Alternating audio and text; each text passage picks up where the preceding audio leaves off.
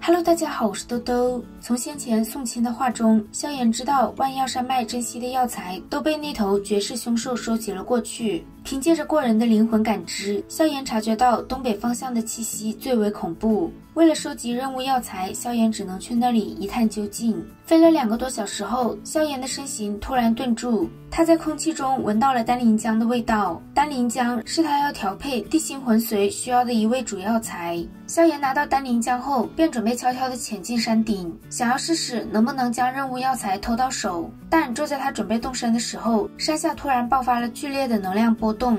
听到山下细微的吵闹声，萧炎眉头一皱，想想还是调转身形，朝着能量波动之处而去。他打算先躲在一旁，要是下面的动静惊动了凶兽现身，他就可以趁机去山顶洞府中偷取药材。萧炎躲在树顶上，从树叶缝隙处看到前方的盆地中，上百名炼药师被困其中，并且周围的空间还被施展了灵魂屏障。萧炎在人群中看到了那个诡异的黑衣男子，他的心头微微一沉，发现情况很是不妙。人群中的宋钦脸色愤怒地质问黑衣男子是何意，难道想对他们这些人出手不成？黑衣男子跟着宋钦、曹颖等人来到这里后，突然发难，已经有10几名炼药师葬生在他的手中，若非他们反应快，现在怕也已经成为亡魂了。宋钦和曹颖是丹塔出了名的2个小天才，为了顺利拿到丹会冠军的位置，黑衣男子不打算放过在场任何一个人。曹颖用丹塔威胁他，但很快上百名炼药师就陷入了与黑衣男子手下的战斗中。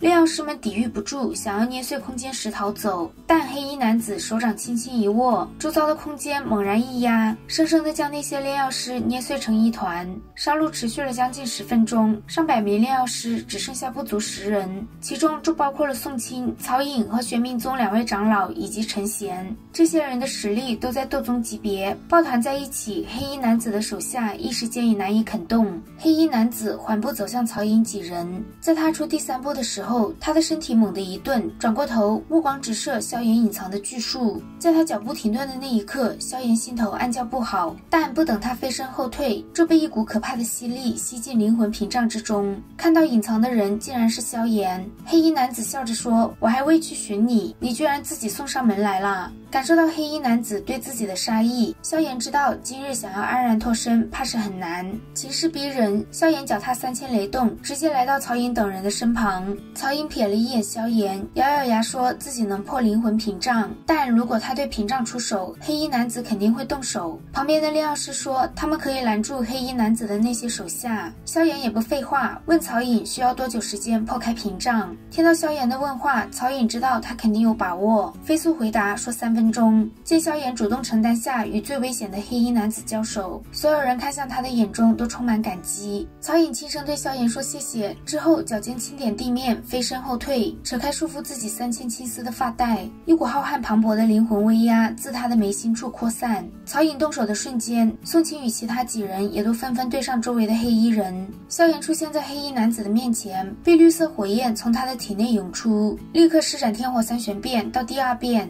黑衣男子眼中闪过一丝惊讶，随后一掌对着萧炎的胸口拍去，这一掌将萧炎周身的空间锁定，让他没有任何闪避之力。萧炎接连施展出8级崩、开山印、发海印，应接下这一掌。一股奇异的炽热能量从黑衣男子体内暴涌而出，远远看去，他的手臂就像蓝色水晶手臂一般。萧炎心头猛地涌上一股危险的感觉，第2魁闪现在他的面前。第2魁出现的瞬间，一只布满蓝色金层的手臂从他面前的空间穿透，重重地落在了第2魁的胸膛之上。第2魁无比坚硬的胸口生生地凹陷了将近半寸，萧炎的眼瞳忍不住一缩，不敢想象这一拳落在自己的身上会是什么情况。这时灵魂屏障终于被曹颖破开，他传音给众人让他们快走。萧炎反应十分迅速，转身就朝着森林中爆射而去。其他人也迅速脱离战场，纷纷朝着不同的方向逃进林海中。黑衣男子没想到曹颖这么快就破开了自己的灵魂屏障，下令让其他人去追后，自己就朝着曹颖和萧炎的方向而去。森林中狂奔的曹颖和萧炎发现宋钦也追了上来，他们3人的目标一致，都是往山顶而去，想要将那头绝世凶兽引出来，搅乱战场。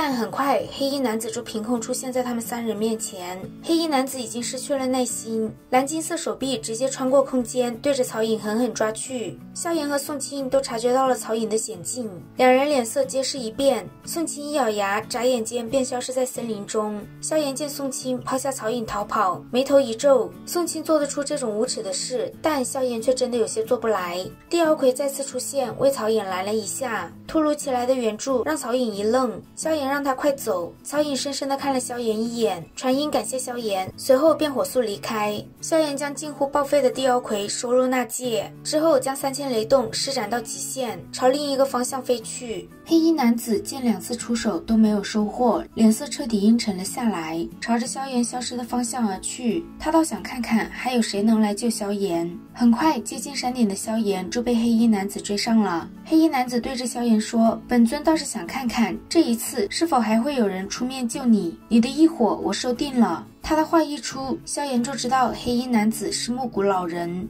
木谷老人见萧炎认出了他，说正好让他死个明白，毕竟算起来萧炎还得称他一声师叔。木谷老人的手臂再次诡异的消失，好在萧炎早有准备，瞬间出现在几十米外的空地上，躲开了这一掌。木谷老人将萧炎周遭的空间凝固，手臂再次出现，朝着萧炎的脑袋捏去。就在萧炎准备倾尽全力的时候，一道壮硕的身影从他面前的扭曲空间出现，挡在了萧炎的面前。来人大笑着说：“在我的地盘这么大张旗鼓的杀人，也太不给面子了吧！”随后一拳与木谷老人的巨爪撞击在一起，木谷老人被硬生生的震退，恼怒的质问来者何人。一道清脆动听的笑声在森林中响起：“老家伙，你追别人我就不管了，但萧炎却不是你能杀的。”听到这道熟悉的声音，萧炎眼中涌现惊喜，他没想到会在这里见到紫妍。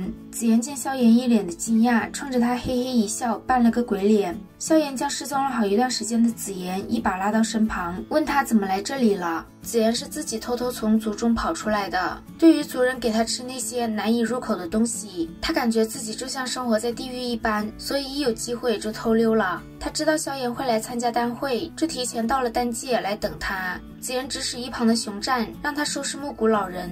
熊战作为万药山脉的老大，实力很强，但晋级斗尊也才没几年，对上木谷老人能拦下他就不错了，打赢是不可能打赢的。木谷老人也不想和熊战打，但萧炎他却是必须要抓住的。熊战让木谷老人转身离开，自己就不计较他闯山的冒犯。木谷老人今天接2连3失手，已经快被气死了，一言不合就直接跟熊战打了起来。